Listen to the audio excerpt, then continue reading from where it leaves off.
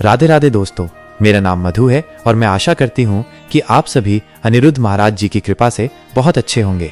आज का वीडियो बहुत ही खास और चौंकाने वाला है, इसलिए कृपया इसे अंत तक जरूर देखें। आज मैं आपको बताने जा रही हूँ गौरी गोपाल आश्रम से जुड़ी वो सच्चाई जिसे जानकर आपकी रूह कांप जाएगी।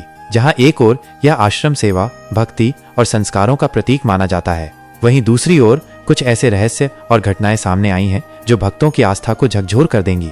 लेकिन दोस्तों, चिंता मत कीजिए, क्योंकि अंत में गुरुजी के आशीर्वाद से एक ऐसा चमत्कार घटित हुआ जिसने सबको भावुक कर दिया और सभी की आंखें भर आईं।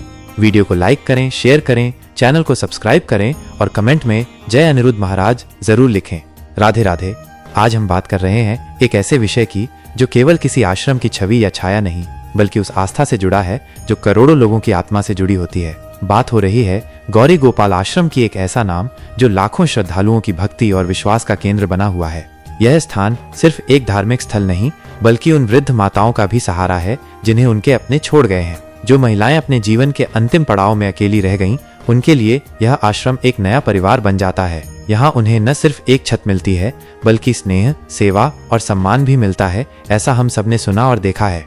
लेकिन हाल ही में एक यूट्यूबर और ब्लॉगर द्वारा आश्रम की व्यवस्थाओं पर सवाल उठाए गए। उन्होंने दावा किया कि यहाँ दिखावे की सेवा ज्यादा और असली सेवा कम है। उन्होंने कहा कि भोजन की गुणवत्ता साधारण है, साफ सफाई की स्थिति चिंताजनक है और स्टाफ का व्यवहार कई बार अपमानजनक होता है।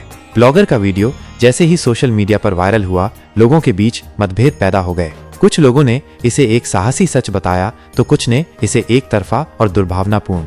आश्रम से जुड़े हजारों श्रद्धालु इस वीडियो से आहत हो गए। उन्होंने कहा कि जो व्यक्ति केवल कुछ घंटों के लिए किसी पवित्र स्थान में आता है, वो वहां की वर्षों की सेवा को कैसे समझ सकता है।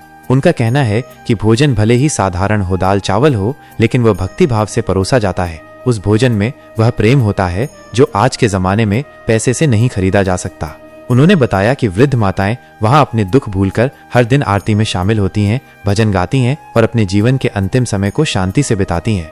गौरी गोपाल आश्रम की ओर से भी इस विषय पर आधिकारिक बयान जारी किया गया। आश्रम प्रशासन ने कहा कि ये सभी आरोप भ्रामक और निराधार हैं। सेवा कार्यों को बदनाम करने की ये एक सुनियोजित साजिश है।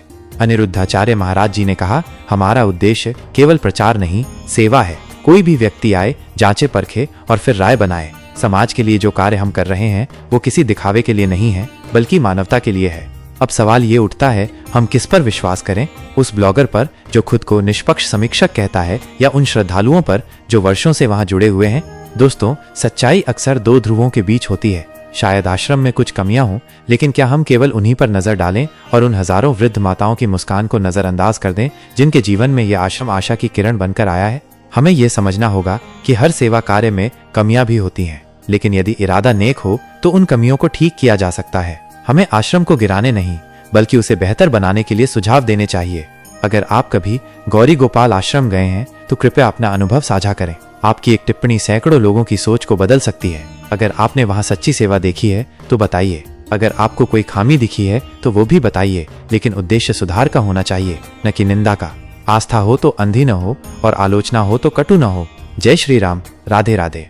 अगर ये जानकारी आपके मन को छू गई हो तो कृपया इसे अधिक से अधिक लोगों तक पहुंचाएं।